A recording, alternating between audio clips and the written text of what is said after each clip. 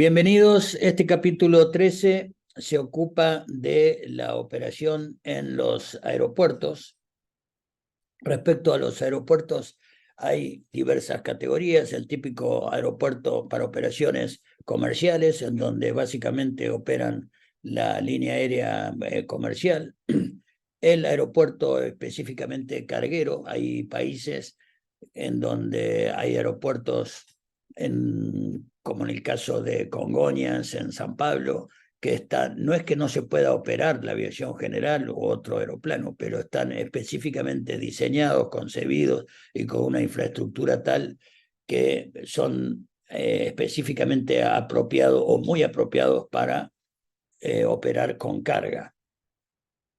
Hay otros aeropuertos típicamente para aviación general o aviación corporativa o vuelos ejecutivos de aeroplanos aún de alta performance, pero de menor tamaño, como en el caso de Argentina podría ser hoy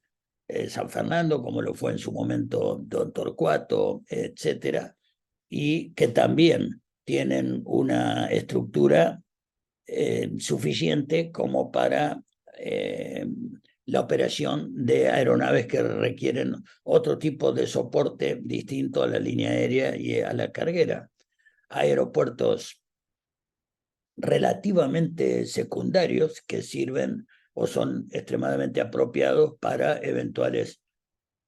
derivaciones de tráfico aéreo respecto a los aeropuertos de mayor volumen de operaciones, para casos en que por alguna razón esos aeropuertos principales no puedan albergar a todo el volumen de tránsito necesario por distintas condiciones meteorológicas, una denuncia de atentado, etcétera, que si bien es cierto no operan habitualmente allí las líneas aéreas, etcétera, pero tienen una estructura y unas dimensiones, etcétera, como para poder recibirlos en caso de una eventual contingencia. Hay aeropuertos controlados y no controlados, por lo tanto, que tienen o no servicios de control de tráfico, de control de aproximación, etcétera, y algunos operados de manera automática o semiautomática o para operar con una determinada frecuencia que no es muy común en Argentina, pero en otros países, especialmente en Estados Unidos, hay aeropuertos que operan en una frecuencia fija que no representa control de tránsito aéreo, pero sí los pilotos que operan pueden comunicarse transmitiendo a ciegas en una frecuencia fija que se llama multicom. Hay otros aeropuertos que esa frecuencia puede cambiar y puede ser Unicom o CTAF, y otros sistemas que emiten información ya sea meteorológica o de tráfico, pero que no representan, no involucran control de tránsito, sino servicio de información, asesoramiento, alerta, etcétera, que por el momento no existen en Argentina, pero es importante que ustedes sepan que sin ir a profundizar en ellos por una cuestión de optimización del tiempo, pero que sepan que en otros países está muy desarrollado la operación en aeropuertos cuya separación sin ser control de tránsito aéreo entre los pilotos se reporta de una manera estandarizada posiciones, estimas, altitudes, etcétera, para facilitar la seguridad de las operaciones en inmediaciones de un determinado aeropuerto. Respecto a las fuentes de información, de datos sobre un determinado aeropuerto, hay muchísimas fuentes de información que son de acceso directo, por lo tanto esa información es abierta sin necesidad de una suscripción previa ni de previa autorización, etcétera, en donde, como hemos visto en el capítulo 12 de meteorología, información sobre fenómenos significativos en una determinada área, sobre información geográfica, orográfica de un determinado aeropuerto y sus inmediaciones, información para los pilotos, Notice for Airmen, información sensible de un aeropuerto y sus inmediaciones, una información como el METAR y el TAF, es información abierta relacionada con un aeropuerto que uno lo va a plasmar. Mucha de esa información necesaria para analizar previamente antes de constituir la presentación de un plan de vuelo y información que el propio operador de radar puede proporcionarnos, etc. De la más importante es lo que nos pueda proporcionar, hablándonos en forma directa de punto en punto, en comunicaciones en ambos sentidos, el control de tránsito aéreo, el radarista, la información contenida en las regulaciones que tenemos que conocer, etc. Una de las cuestiones más sensibles e importantes en la operación de un aeropuerto es el circuito de tránsito y la entrada y salida de ese circuito de tránsito a la pista en uso de los operadores, en este caso obviamente los pilotos. Hay dos opciones en general de incorporación a un circuito de tránsito. Una es incorporarse al circuito de tránsito bloqueando primero la vertical con una altitud de 500 pies superior a la que corresponde al circuito de tránsito, que uno lo averigua por la información de documentación al alcance del piloto, en este caso como el MAD, la IP, etcétera, de un determinado aeropuerto. Si no tiene control de tránsito por vía del control de tránsito aéreo, el operador, el piloto que se dirige a este aeropuerto debería bloquear la vertical lo más cercano posible al centro de la pista en uso para incorporarse, como lo dice en el punto 1, con 500 pies por encima de la altitud. Si el circuito de tránsito, por ejemplo, como en La Plata, está convenido a 1000 pies, a una altitud de 1000 pies, uno debería bloquear la vertical con 1500 pies a través de la orientación de la pista en uso, alejarse del patrón del circuito de tránsito aproximadamente 2 millas, descender a la altitud, en este caso 1000 pies del circuito de tránsito, incorporándose a inicial, entrando a 45 grados de la trayectoria de la inicial, considerando siempre que, salvo que se especifique en la documentación oficial algo distinto, los circuitos estándar de un aeropuerto son por izquierda respecto a la cabecera en uso. En este caso, el circuito de tránsito para la cabecera en uso definiría una inicial tal que uno la tiene que atacar después de bloquear y descender a la altura del circuito de tránsito, a la altitud del circuito de tránsito, a 45 grados y ahí incorporarse. Otra manera de hacerlo es siempre bloqueando la vertical y en este caso incorporándose directamente a inicial, lo cual no es recomendable si no se tiene contacto radial, aunque sea a ciegas, con otras aeronaves que puedan estar en el circuito de tránsito. Lo más recomendable es la opción primera. Volver a insistir en que el procedimiento más recomendable es este que acabamos de consignar. Por otro lado, hay todo un sistema simbólico, como lo acabamos de ver en su momento en meteorología, de signos, marcas y señales en el aeropuerto que están, por una cuestión de necesaria simplicidad, codificado de tal manera que el piloto tiene que saber interpretar y respetar muchísimo. Las marcas y señales en las pistas de los aeropuertos varían significativamente dependiendo del tipo de operaciones que se efectúan en ellos. Un aeropuerto básico para operación bajo reglas de vuelo visual puede llegar a tener solo las marcas y señales mínimas para ser habilitado como lugar apto para aterrizajes y despegue. Dado que la performance de las aeronaves es afectada por la dirección e intensidad del viento durante las operaciones de despegue y aterrizaje, las pistas se extienden en la dirección de los vientos que predominan localmente. La numeración de las pistas se refiere al norte magnético. En caso de dos o más pistas paralelas, al número de las pistas se le agrega una letra que designa su ubicación respecto a las otras pistas con la misma numeración u orientación. Por ejemplo, si hay 3 pistas paralelas con la orientación 360, va a ser 36L por left, 36C por center y 36R por right. Cuando decimos que depende del tipo de operación que se realiza en determinados aeropuertos, van a ser las marcas y señales que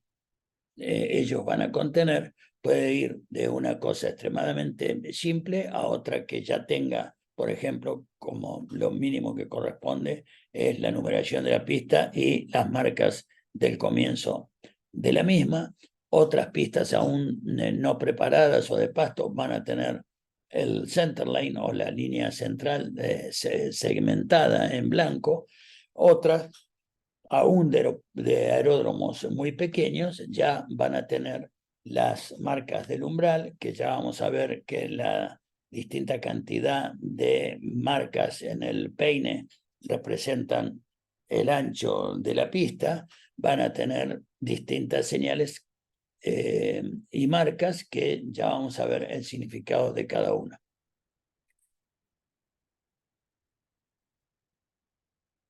Los aeropuertos más congestionados del mundo suelen tener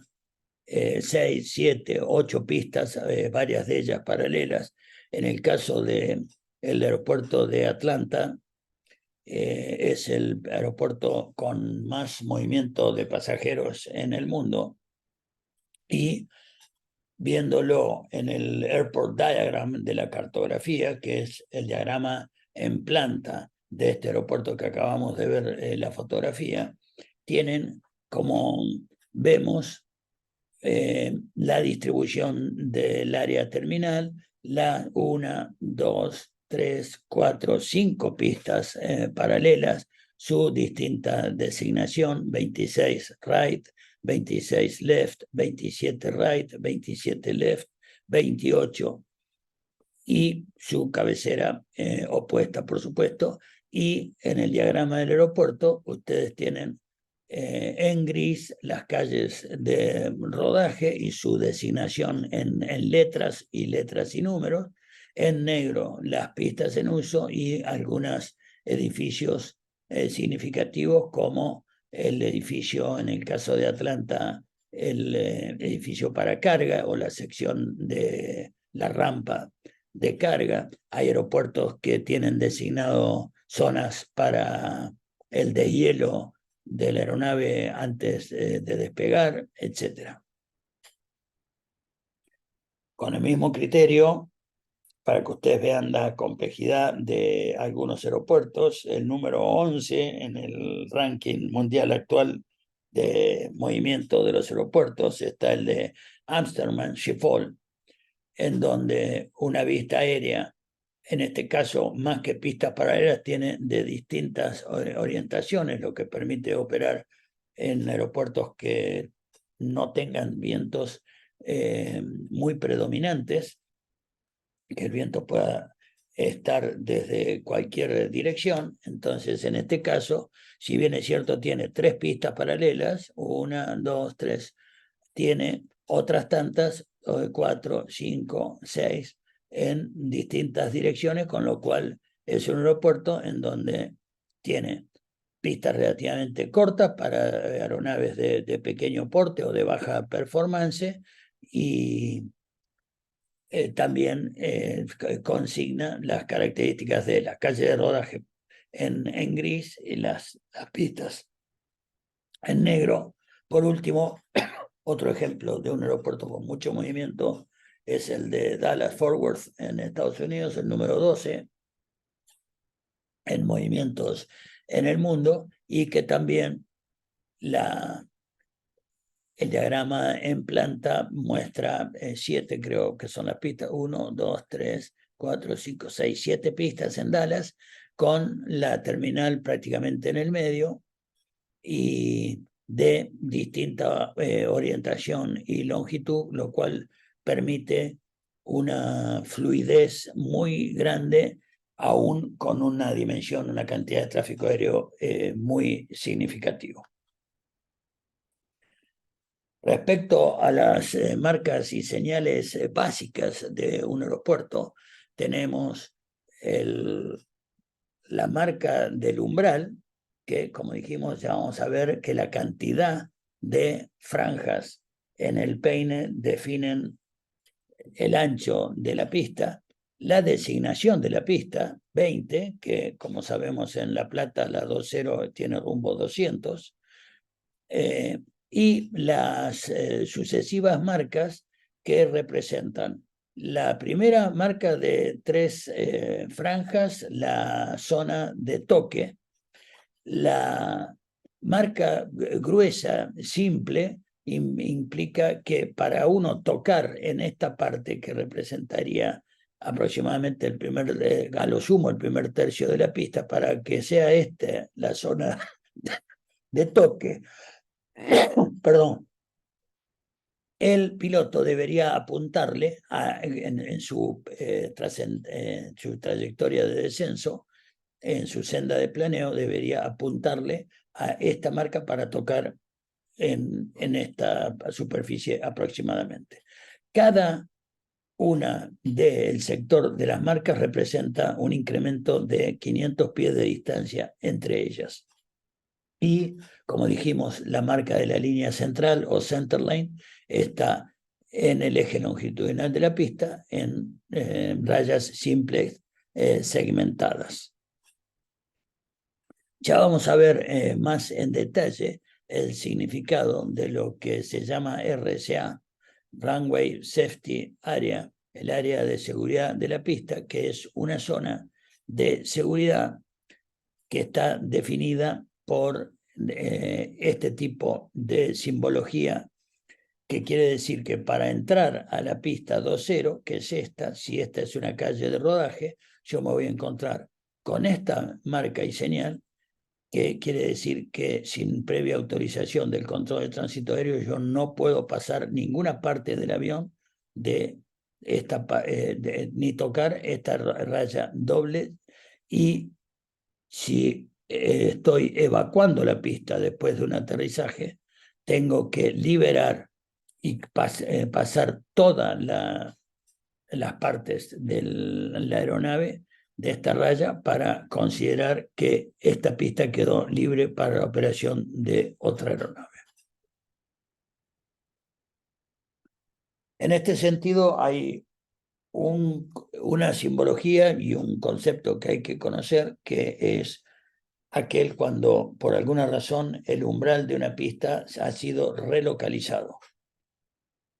Ocasionalmente puede resultar necesario, debido a construcciones, mantenimiento, cerrar una porción de una pista, en cuyo caso debe reubicarse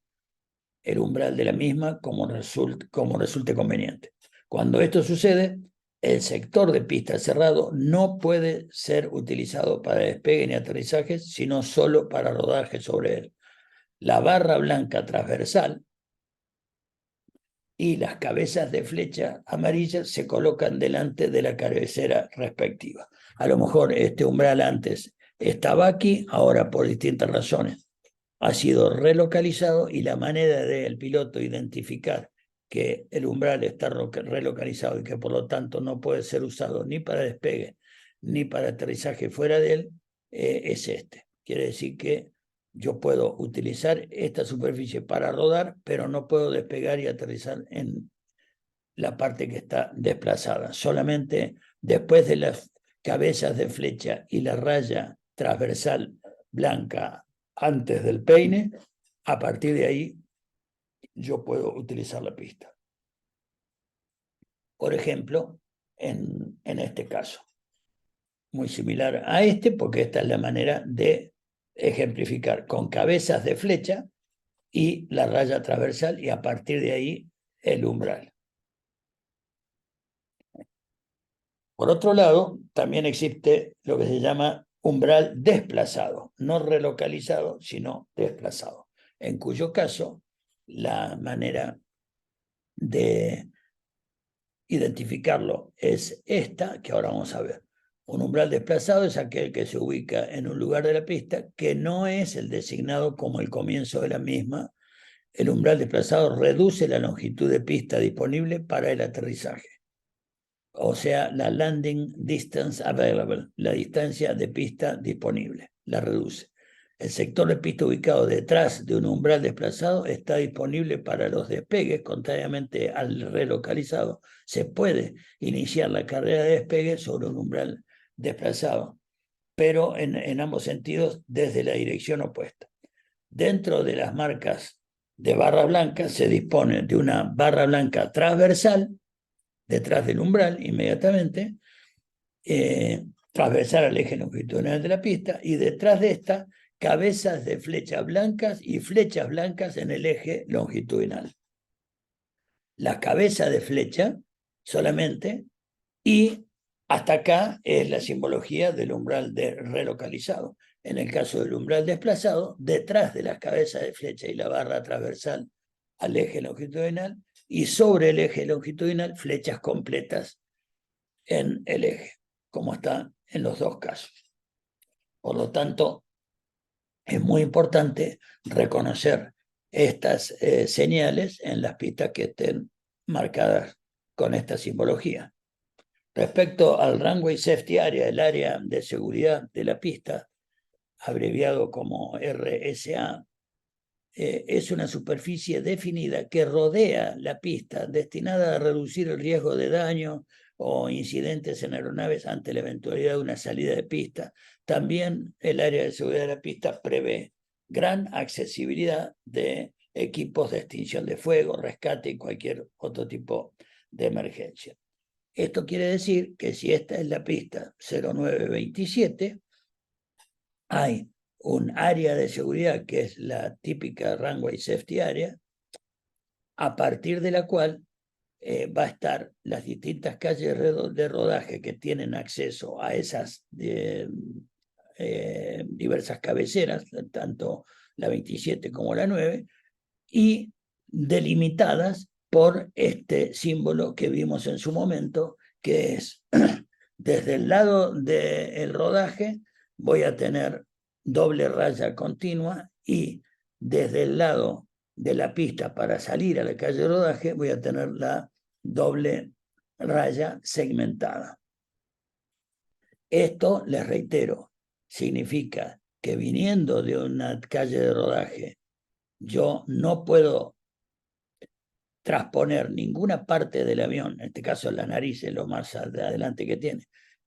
sobre esta raya sin previa autorización del control de tránsito aéreo, en este caso del control de superficie, más que nada de torre, que es la que nos va a autorizar, que es la torre de control, a ingresar a una pista. Y liberando desde la pista al ingreso de una calle de rodaje, debería, después del aterrizaje, cuando me indican despejar la pista por un determinado rodaje, como en este caso el alfa, liberar por completo esta señal que indica el límite de la Runway Safety Area, del área de seguridad. En el caso de un esquema se vería así, en el caso de una fotografía, si yo vengo por esta calle de rodaje, no puedo traspasar la doble raya amarilla hacia la pista y voy a tener una señal roja que me va a indicar, en este caso, que estoy ingresando a la pista 9, o de alguna manera, de este modo, que quiere decir runway, es que tengo una pista adelante que no puedo ingresar sin la previa autorización de la torre de control. La señal del límite del área de seguridad de la pista, en algunos aeropuertos controlados incluyen este tipo de señales que indican que al despejar la pista activa, una aeronave deja de estar dentro de la del área de seguridad de la pista una vez que toda la aeronave ha superado la señal y las marcas en el suelo, identificado con letras amarillas sobre fondo negro la designación de la calle de rodaje sobre la que la aeronave se halla al liberar la pista. De vuelta, si yo vengo de aterrizar, voy a venir por la parte que está segmentada. Si yo vengo por la calle de rodaje para ingresar a la pista, me voy a topar primero con la doble raya continua. Después de aterrizar, como lo consigna acá, debo liberar inmediatamente toda la aeronave que pase de la zona que señala el límite, la frontera de la calle de rodaje con el área de seguridad de la pista. La marca de dónde tiene que mantenerse la posición hasta que no se tenga autorización para ingresar a una pista, no respetar esta señal que indica que voy por el taxiway o la calle de rodaje alfa y que a partir de este punto voy a ingresar a la pista 1-4, no respetar esta señal constituye una infracción severa al estar ingresando a una cabecera de pista sin la previa autorización del control de tránsito aéreo, en este caso la torre de control. En un aeropuerto esta señal equivale a la señal de stop o pare en el tráfico común con un vehículo ciudadano. Es exactamente lo mismo. Tengo que detenerme por completo y no seguir hasta no tener autorización del control, acompañada por marcas amarillas en el pavimento indicando el límite entre la pista y la calle de rodaje. Lo que dijimos recién. Si yo vengo por la calle de rodaje, esta es la señal límite y es el punto de espera sin autorización previa, de la cual no puedo pasar a la cabecera en uso. De vuelta, esta es otra imagen que me indica que yo vengo por acá, por la calle Charlie, en fondo negro y letra amarilla, me indica la calle de rodaje en donde yo estoy. Vengo por Charlie y cuando tengo esta imagen, 13, 31 o 14, quiere decir que voy a entrar a la pista 1331, a la cabecera 31 o a la cabecera 13, y que no puedo hacerlo no puedo pasar esta doble raya continua sin la previa autorización de la torre de control. Otra simbología que debemos saber interpretar es la de pista remanente. En este caso, se nos consigna, si voy despegando de izquierda a derecha, en este lugar voy a ver que tengo 2.000 pies, por delante. Y si despego de derecha a izquierda, en este punto voy a tener 5.000 pies de pista por delante. Es la señal que me indica la distancia de pista remanente con que cuento en la carrera de despegue. En cuanto a la designación de la pista, recordemos que la pista se designa con el norte magnético sin las unidades, solamente con las decenas y centenas de grados. La pista 3.6 quiere decir que en la brújula, en el compás magnético, yo voy a tener 360 grados, o sea, norte. Y la cantidad de franjas en el umbral me van a definir, ¿se acuerdan que vimos varias imágenes de pistas con 4 y 4? Bueno, 8 franjas quiere decir que el ancho de esa pista es de 30 metros, de 100 pies. 16, el doble, fíjense que se corresponde con el ancho que físicamente se describe acá, quiere decir que tengo 60 metros de ancho en esta pista, 200 pies. O sea que no es caprichoso. Si yo voy a un aeropuerto relativamente menor, es altamente probable que me encuentre con cabecera, el umbral designado con 4 o 6 franjas que son 60 y 75 pies de ancho de pista respectivamente. La designación, cuando hay pistas paralelas, como lo consignamos rápidamente en su momento, es no solamente cuando son paralelas pueden tener la misma orientación, 3-6, en cuyo caso se señala 36 left, 36 center, 36 right, por izquierda, centro y derecha. Una pista cerrada, clausurada permanentemente en la cabecera, sobre el número de la cabecera que identifica el rumbo magnético de la pista, vamos a tener una cruz. Y muchas veces esa cruz está iluminada para que de noche no se intente operar en esa pista. De cualquier modo, una cruz en la cabecera implica que está prohibido operar en esa superficie. La designación de las marcas y señales en los taxiways o calles de rodaje es tal que está indicada en fondo blanco en fondo, amarillo con letras negras y con flechas indicadas de tal modo que si yo voy por este taxiway o esta calle de rodaje, me señala que la próxima curva, que es esta, me va a llevar a conectar con la calle de rodaje alfa. Y que si sigo de largo, como está este avión, voy a encontrarme con la calle Bravo. Mientras que la calle en donde yo estoy, por ejemplo, si voy por esta línea con la rueda de nariz, me va a indicar en modo de colores es absolutamente inverso, en fondo negro y con letra amarilla, la designación de la calle de rodaje por la que yo voy. Esto quiere decir que yo estoy en la calle Delta y que estoy por cruzar Bravo y que Bravo tiene esta orientación transversal a la Delta y que se despliega para ambos sentidos. Esto quiere decir que si yo vengo rodando por la calle Bravo, la indicación que voy a tener es en fondo negro y letra amarilla, la calle en donde yo estoy, el taxiway Bravo.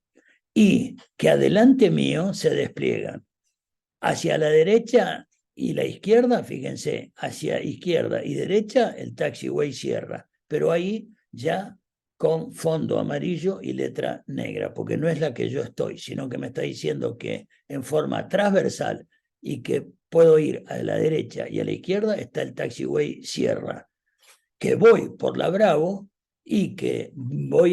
si sigo adelante, voy a cruzarme a 45 grados a la izquierda y 45 grados a la derecha, el taxiway o la calle de rodaje Foxtrot.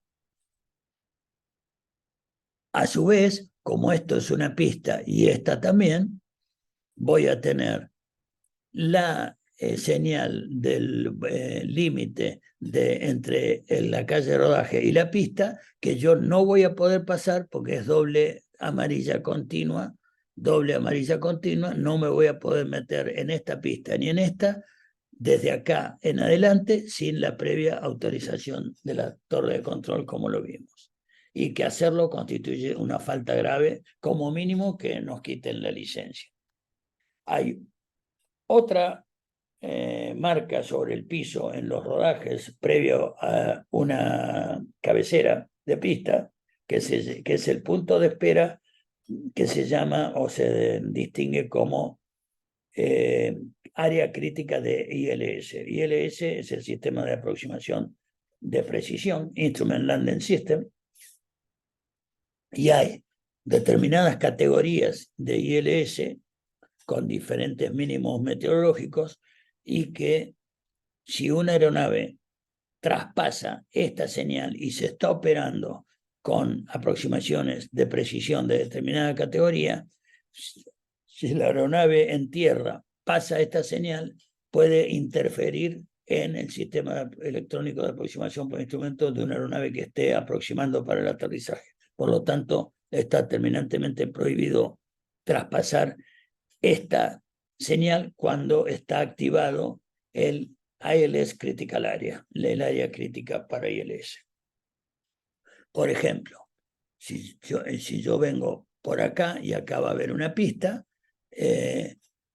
yo debo mantenerme fuera de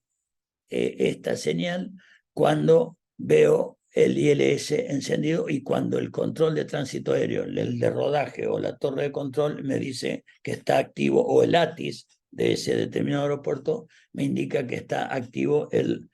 ILS, el área crítica del ILS. No lo puedo superar.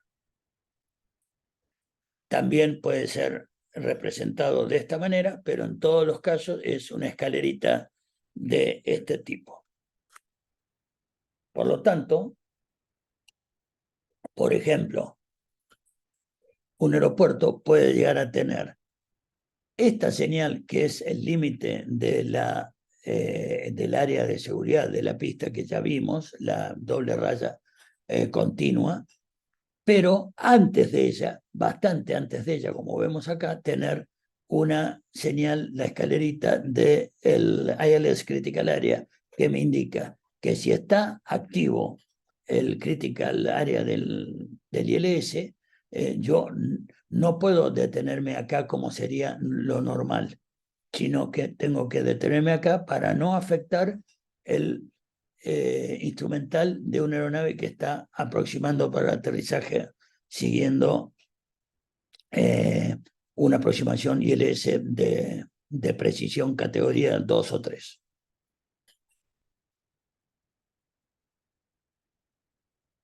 Hay en los aeropuertos, generalmente en los aeropuertos para aviación ejecutiva o aviación general, aviación corporativa, lo que se llaman FBO por el acrónimo de Fixed Base of Operation, base fija de operaciones. Es una especie de estación de servicio para aquellas operaciones como la aviación general, la aviación privada, que no tienen una estructura de una base de operación fija como cualquier línea aérea. Entonces es el lugar en donde uno puede solicitar combustible, una zona de refrigerio, una zona de descanso para pasajeros y tripulantes, una zona para que el piloto pueda consultar la meteorología con computación, imprimir documentación, un área de servicios, de baños, salas de descanso, televisores, etcétera,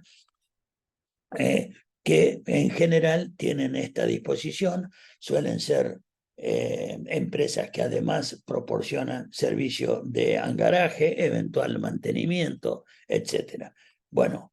en ese tipo de aeropuertos,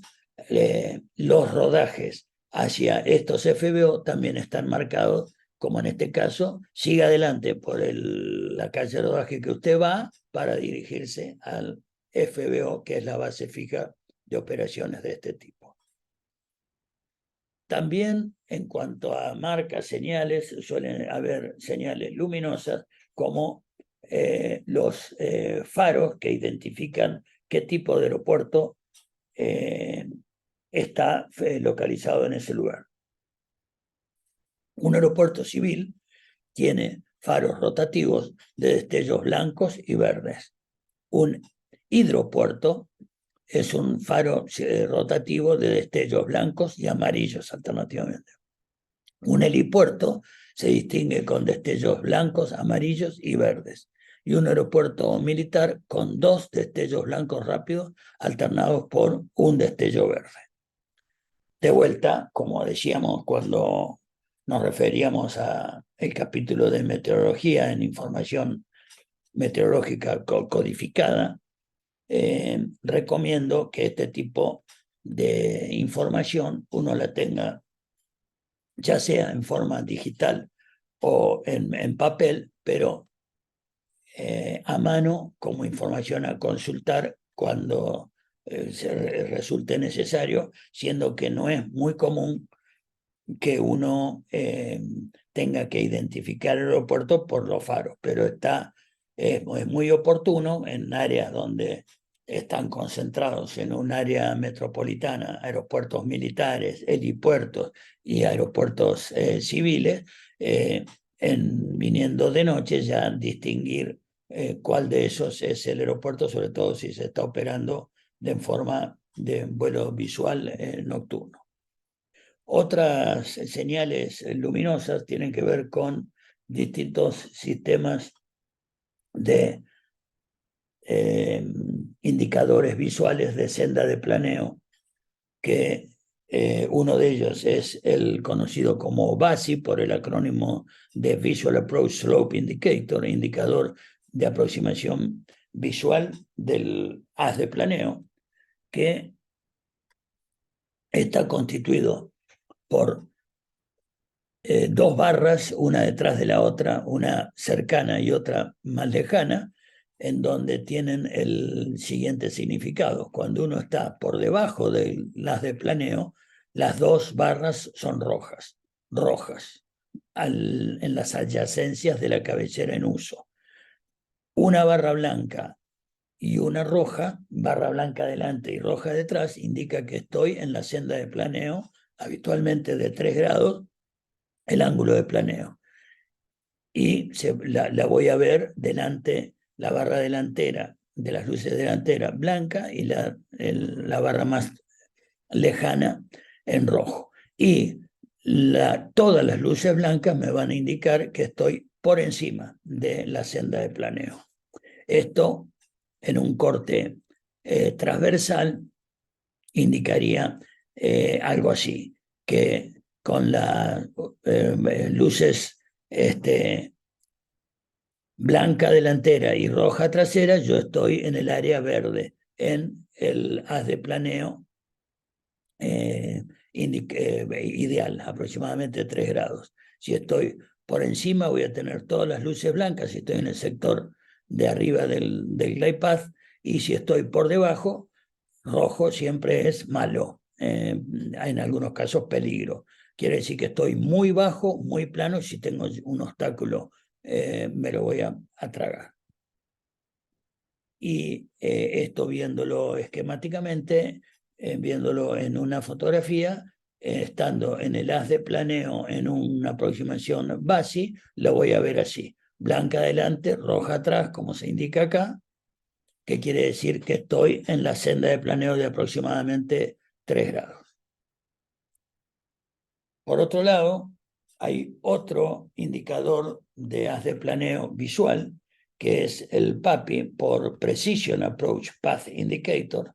Tiene mayor precisión, y en vez de tener un set de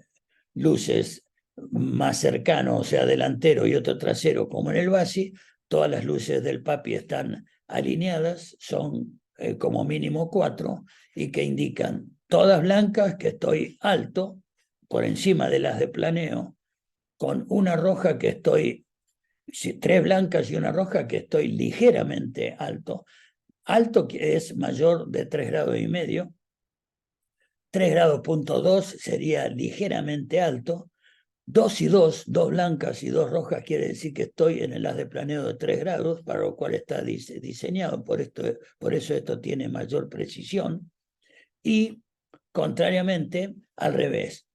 una sola blanca y 3 rojas quiere decir que estoy aproximadamente ligeramente bajo, a 2,8 grados en vez de 3, y que estoy bajo las 4 rojas, estoy a 2 grados y medio o menos. Y lo voy a ver así. En este caso tengo 3 rojas y una blanca, estoy ligeramente bajo, menos de 3 grados, 2,8.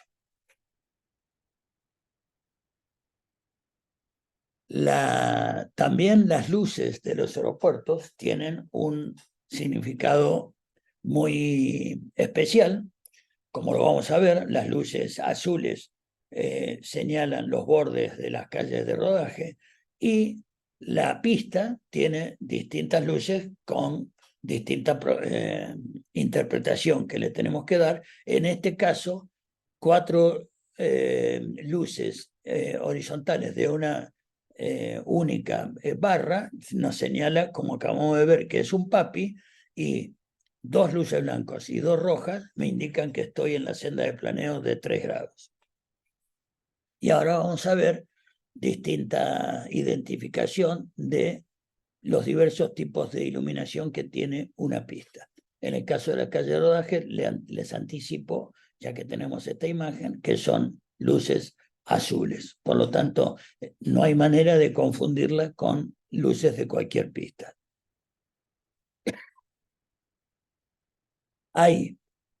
determinado tipo de luces a los bordes, en los bordes de la pista, que representan lo que se llama la luz REL, Romeo Eco Lima, el acrónimo de Runway Edge Light, que quiere decir las luces del borde, del filo de la pista, del borde. Después de eso es banquina para los costados. Y de esas luces, de los bordes de la pista, que normalmente son blancos, los primeros 2000 pies, o si la pista es más corta, la mitad de la pista,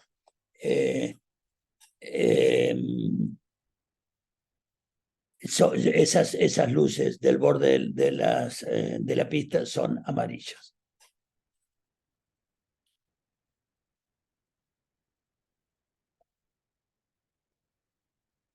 Las runway edge light son las del borde, las que señalan el borde de la pista. Y hay una iluminación que es lo que nos señala el límite de la cabecera, de ahí empieza la cabecera de la pista, que son luces que, por supuesto, si yo voy a operar en la cabecera 09, las luces que yo voy a ver viniendo de acá son verdes, pero del otro lado están rojas para señalarle al que viene de este lado que este es el final de la pista, en este caso 2.7. Por lo tanto, viéndolo aquí, vemos que el que viene para la 2.7 la va a tener el borde de la pista, donde comienza la pista, que quiere decir que después de las luces verdes está el umbral, van a estar señaladas en verde. Pero las luces que dan hacia el interior de la pista, la otra mitad de esas luces es roja. Por lo tanto, yo aproximando para la 2.7, voy a ver las luces verdes que me van a señalar que este es el umbral y estas rojas que van a señalar que acá se me terminó la pista. Si yo no freno antes de la roja, me voy de pista. Hay otras luces que se llaman RAIL, por el acrónimo de Runway End Identifier Lights, que es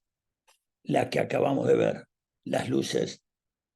rojas me indican que si vengo por la 2.7, este es el fin, runway end, y además en un determinado sector de la pista, las luces del centerline, que son blancas, se van a empezar a poner las del borde amarillo y las del centerline rojas alternadas con blancas, hasta que a partir de una determinada distancia del fin de la pista son todas rojas. Las del centro de la pista, que se llaman Romeo Charlie Lima Sierra, Runway Centerline Line System, son, como dijimos, todas blancas hasta que empieza el final de la pista. Esto quiere decir que los últimos de 300 a 900 metros, los últimos 300 van a ser todas rojas, y de 300 a 900 van a estar empezando a alternarse rojas y blancas, para que si yo acabo de aterrizar por la 2.7, cuando empiezo a ver alternadas acá, ya me quedan 1000 metros de pista. Y cuando están todas rojas, me quedan 300. Más la roja de runway end lights, que me indican el final de la pista. Hay unas luces que no todas las pistas la tienen, que se llaman runway touchdown zone light, que es la zona en donde yo voy a tocar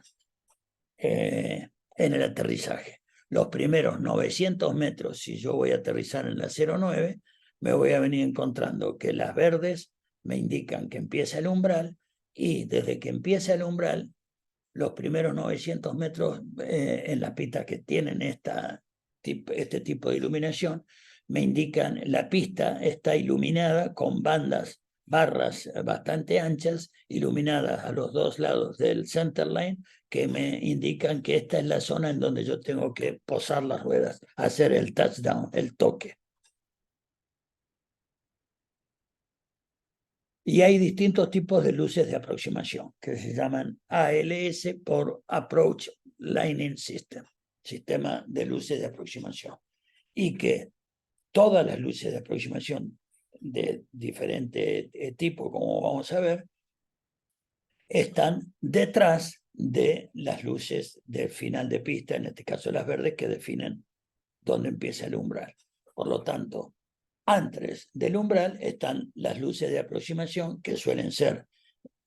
o poder tener la posibilidad de ser de alta intensidad, intensidad media e intensidad baja, que depende de las condiciones ambientales, especialmente con niebla muy densa, por ejemplo, y baja, se coloca, uno no ve la pista, pero ve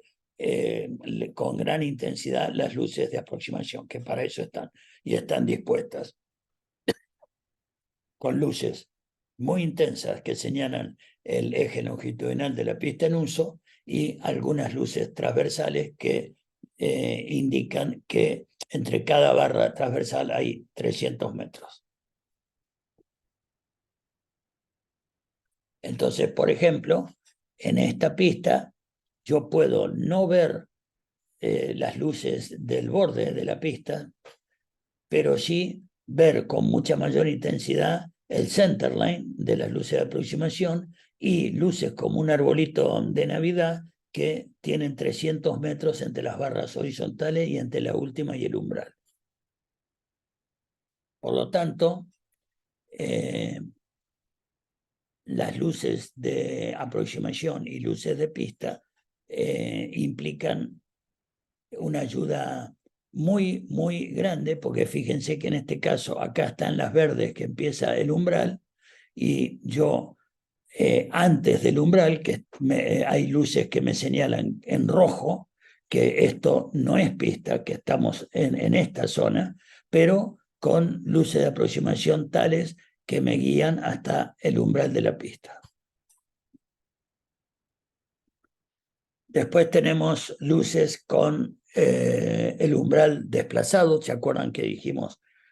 las distintas maneras en que el umbral está desplazado? Yo puedo tener luces de aproximación como estas. Recién acá empieza el umbral y estas luces rojas, como en la imagen que vimos antes, acá, me indican por detrás de la cabecera en uso, que empiezan las luces verdes en adelante, está el umbral, que esto está prohibido tocar, porque el umbral está desplazado. Por último, no es común en Argentina, lamentablemente, pero es extremadamente común en aeropuertos no controlados en Estados Unidos o aeropuertos controlados que después de una determinada hora la torre no funciona, no da servicio de control de tránsito aéreo, pero uno puede operar de noche, y que es un sistema tal que por medio del botón con que uno oprime para hablar, el botón que se llama Press to Talk, PTT, que es el botón del micrófono que uno oprime para comunicarse por radio, si uno lo oprime 7 veces durante un lapso de 5 segundos, se encienden automáticamente las luces de la pista de alta intensidad. Si uno lo oprime 5 veces en el lapso de 5 segundos o menos, se encienden las luces con intensidad media, y si lo hace 3 veces en ese lapso o menor, se encienden las luces de intensidad baja. Por lo tanto, si uno empieza con 7 veces, es posible que una noche muy clara y oscura, pero sin nubosidad ni contaminación del aire, es altamente probable que algunas pistas con luces de alta intensidad a uno lo encandile mucho. Entonces, lo vuelve a oprimir 5 veces y está bajando a intensidad media. Y si sigue molestándole la intensidad de las luces, la baja oprimiendo 3 veces. Por lo tanto, una configuración de pista como en Napa, cuando uno lo oprime 5 veces se va a encontrar con que se iluminan las calles de rodaje en azul, la cabecera en uso y la cabecera contraria en rojo, la en uso en verde y los bordes de la pista, que es más que suficiente como para operar de noche sin control de tránsito aéreo. Como lo anticipamos, las luces que delimitan los bordes de las calles de rodaje son azules y muchos aeropuertos tienen en el centro de las respectivas calles de rodaje luces verdes para que uno encuentre más fácil rodar con la rueda de nariz sobre la iluminación verde, que implica que está rodando por el centro de la calle de rodaje, que es lo que corresponde hacer. Y otros aeropuertos, una vez que la torre de control le autoriza el ingreso a la cabecera 09, por ejemplo, viniendo por este taxiway, se le encienden todas las luces del centro del rodaje y de la pista que lo llevan a uno hasta la posición para despegar o para liberar la pista 27.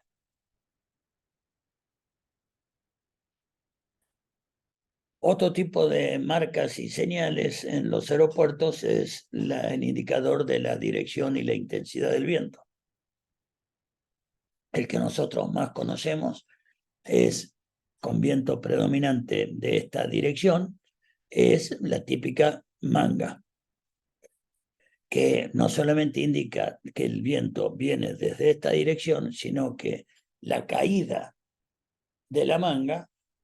el nivel de caída de la manga nos indica implícitamente la intensidad del viento. Si la manga está totalmente horizontal, quiere decir que hay más de 15 nudos de viento o más. Pero hay aeropuertos que tienen indicadores de dirección del viento de este modo, que simula un avión, esta T, que se llama T del viento, o este chevron, que también con la punta de la flecha nos indica de dónde viene el viento. No es muy común en Argentina, sino este. Y también es común que en algunos aeropuertos la manga, que es la indicadora de intensidad y dirección del viento, esté iluminada. En algunos aeropuertos, no es muy común en Argentina, alrededor de la manga nos indica la cabecera en uso y el circuito de tráfico, porque tiene un sistema de indicaciones tal que las dos L's nos marcan que la cabecera en uso es esta, para allá, y las otras dos nos indican que el circuito de tráfico es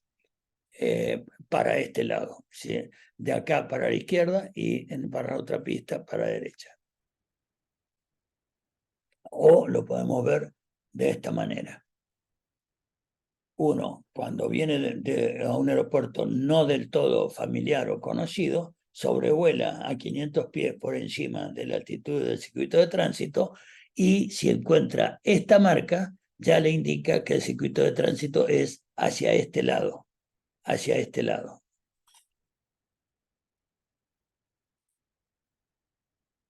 A su vez, hay aeropuertos que tienen publicado el circuito de tránsito, pero lo estándar, lo normalizado, es que si no se consigna algo diferente, los circuitos de tránsito de un aeropuerto son hacia la izquierda. Por lo tanto, si se despega en el sentido de la flecha en la pista 19, si uno va a permanecer haciendo entrenamiento en el circuito toque y despegue, en el circuito de tránsito, lo tiene que hacer hacia la izquierda o entrar a inicial a 45 grados cuando viene de otro lado o cuando se reincorpora al circuito de tránsito. Por el contrario, si va a salir del circuito de tránsito, debería salir en forma siguiendo el eje longitudinal, el rumbo de la pista, o a 45 grados a la izquierda, o lo que consigne el circuito de tránsito de un aeropuerto en particular. Y en ese caso, cuando se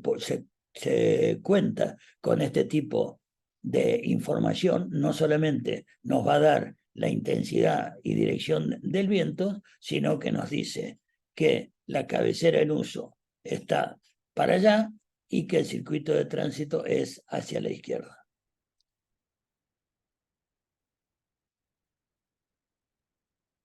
Una de las cuestiones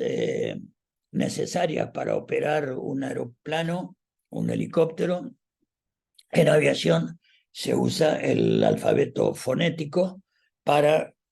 que de manera internacional, en cualquier lado del mundo, las letras y números se pronuncien de la misma manera. La N, November, con esta fonética, November. La X, X-ray, y pronunciado fonéticamente como X-ray. De manera que el aviador debe conocer y memorizar a través del tiempo, cuando empieza a operar, no solamente el alfabeto fonético, sino el código Morse que identifica cada una de esas letras. No porque ahora ya se dejó de utilizar hace muchísimo tiempo el código Morse para las comunicaciones, pero las radioayudas siguen emitiendo, las radioayudas NDB o BOR y LS, muchas de ellas siguen emitiendo la identificación de esa radioayuda en código Morse. Y antes de iniciar una aproximación por instrumento, es obligación no solamente confirmar visualmente la selección de la frecuencia correspondiente a una determinada radioayuda, sino identificar el audio de esa radioayuda que va a ser emitido en Morse. También existen una codificación de señales de luces para caso de falla de comunicaciones o aeropuertos pequeños que operen muchos aviones de escuela que no tengan equipo de comunicación a bordo. En cuyo caso, desde la torre se cuenta con lo que se llama una pistola de señales, que es un aparato de estas características, es un faro muy potente que tiene la posibilidad de emitir señales pulsantes o constantes de distinto color de luces con un código de significado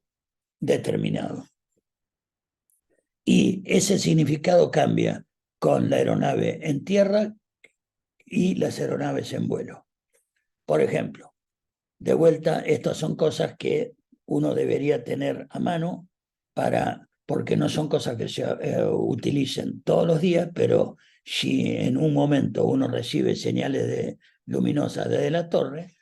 por lo menos tener a mano esto para recordar el significado si uno no lo sabe de memoria. Porque, reitero, aparte, el mismo color y tipo de señal no significa lo mismo para aeronaves que todavía están rodando a aeronaves que están en vuelo. El verde fijo, una luz verde fija que le apunte a la aeronave desde la torre de control. Si estoy en tierra, quiere decir autorizado el despegue. Si estoy en vuelo, quiere decir autorizado aterrizar. La verde intermitente, en tierra, autorizado a rodar.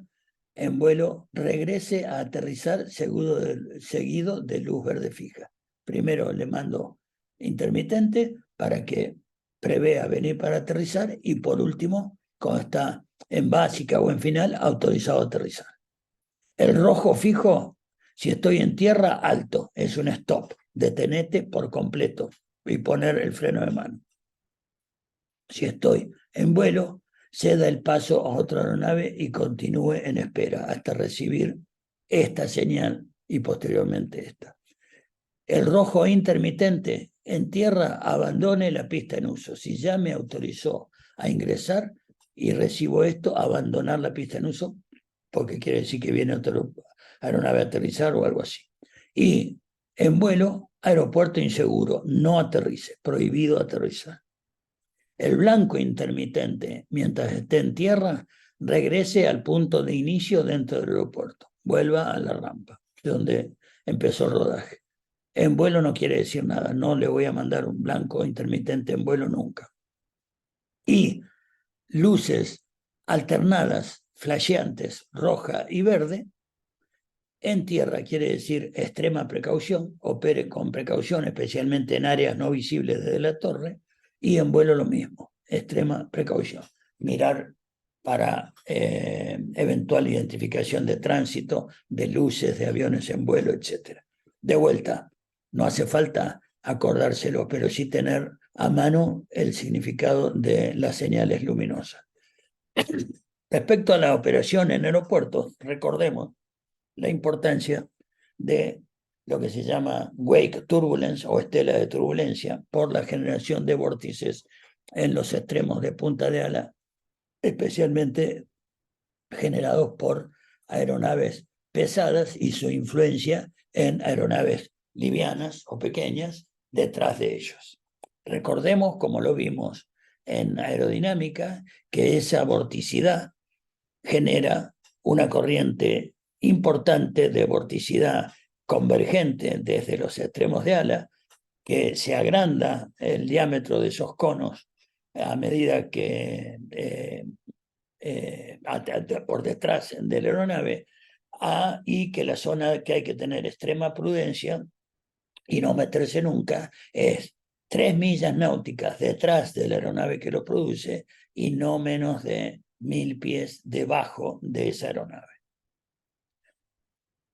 La velocidad vertical de esta vorticidad puede superar los 1000 pies por minuto de descenso, y en el caso del comportamiento de los vórtices hay que tener presente que detrás de la aeronave, por debajo, entre 500 y 1000 pies, hay que evitar por completo esa zona y hasta 3 millas detrás del mismo. Desde el punto de vista técnico y humano, la única condición que restringe actualmente la separación entre las aeronaves en la actualidad es la estela de turbulencia. No se pueden acercar más los tránsitos, sobre todo en áreas de despegue y aterrizaje, debido a la estela de turbulencia.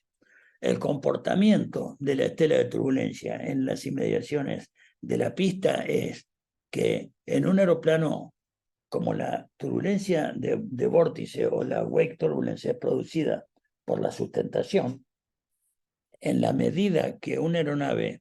está en la carrera de despegue, no genera vorticidad hasta que no genera la sustentación suficiente como para despegar. Por lo tanto, el comportamiento de la estela de turbulencia en una aeronave despegando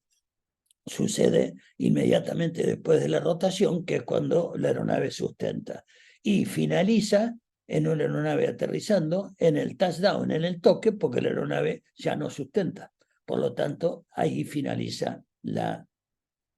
presencia de la estela de turbulencia. En el caso de 3 millas detrás del aeroplano y 1000 pies por debajo del nivel de este, es una zona a evitar definitivamente. Si es con mayor margen, mejor. O sea, no menos de 3 millas detrás y no menos de 1000 pies. Por lo tanto, una aeronave que venga a aterrizar después de una que ha aterrizado, lo ideal es, si el largo de la pista me lo permite, es planificar el touchdown, el toque de uno, un poquitito delante de donde la aeronave que lo precede tocó. Y para despegar, despegar atrás de donde despegó la aeronave precedente, si se puede. Con el mismo criterio, hay que tener precaución al operar en una pista tal en donde las condiciones actuales sean de viento con una componente de viento cruzado, en este caso de la izquierda, porque la estela de turbulencia de una aeronave va a si una aeronave que vino para el aterrizaje va a ir dejando una estela de turbulencia que se va a ir derivando, como se derivaría un aeroplano si no corrijo la deriva, hacia el lado donde, opuesto de donde viene el viento. Por lo tanto, hay ocasiones que acá no va a ser el caso porque no hay aeropuertos con pistas paralelas, pero si yo tuviera una pista paralela acá y voy a operar en vez de atrás de en esta pista paralela, tengo que tener cuidado de dónde viene el viento porque la estela de turbulencia me va a llevar.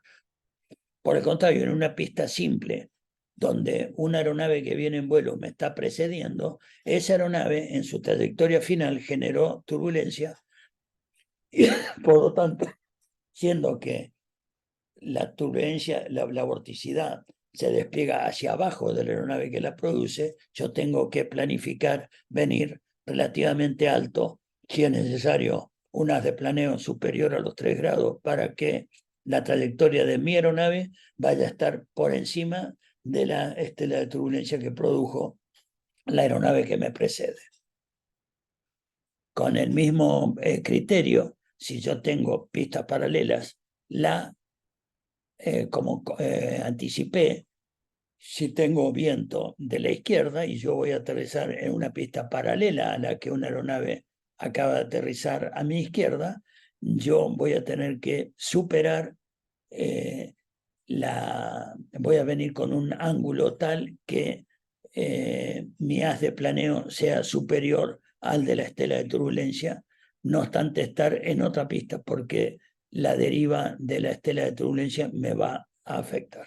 Lo mismo cuando yo cruce de pistas. Hay pistas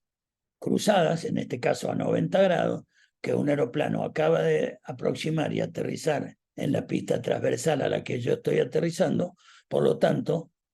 yo me voy a topar con esa estela de turbulencia definitivamente, si dispongo de largo de pista suficiente, yo voy a planificar que mi trayectoria sea superior a aterrizar con una de planeo relativamente más alto de los 3 grados para no llevarme, para no ser influenciado por la estela de turbulencia en este sentido. Esto es lo más básico y esencial respecto a las operaciones entre aeropuertos. No duden en consultar todo lo que consideren necesario. Estoy a vuestra disposición. Muchísimas gracias. Nos vemos próximamente.